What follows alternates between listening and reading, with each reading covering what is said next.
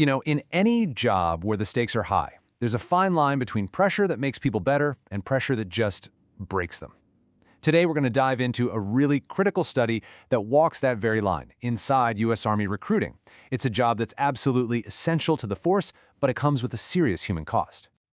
But before we get into the nuts and bolts of the study, it's so important that we ground this in the real world.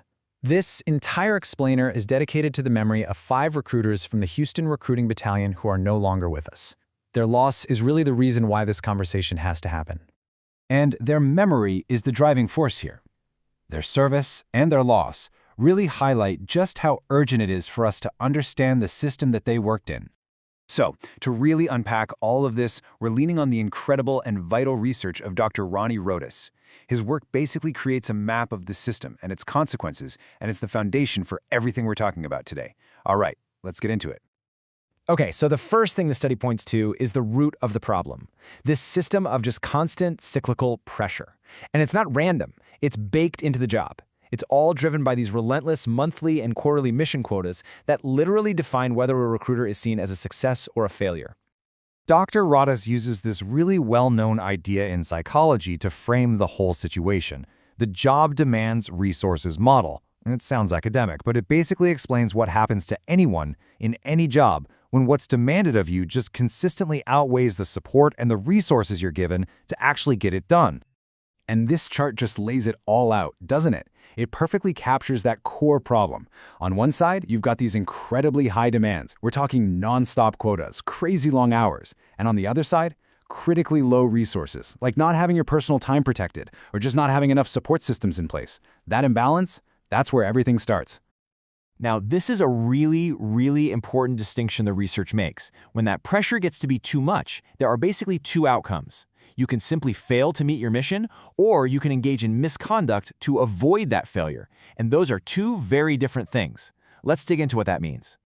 And you can see that huge difference right here. Look, missing a quota, it's not great, but it's not a crime. And because of a pretty recent policy change, it doesn't have to be a career killer anymore.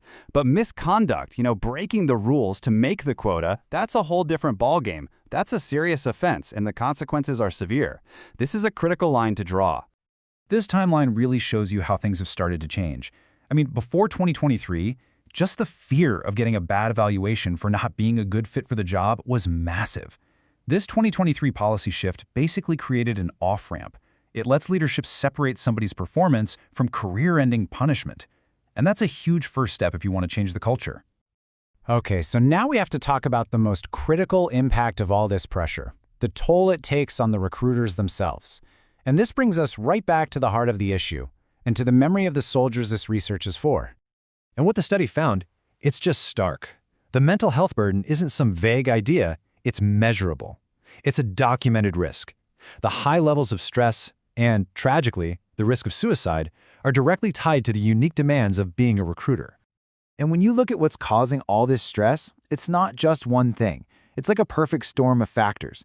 The constant pressure of the mission, the grueling and unpredictable hours, a work-life balance that's totally out of whack, and a command climate that can either help or hurt the situation. So here's the bottom line.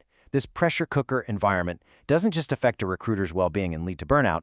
It can also incentivize risky behavior and ethical shortcuts, what the Army calls irregularities, as a kind of desperate way to meet those quotas.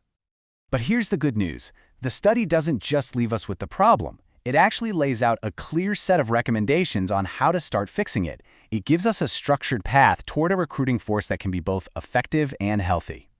And it's a super clear roadmap, really. 5 big steps. First, you got to balance what you measure. Add well-being metrics right alongside production quotas.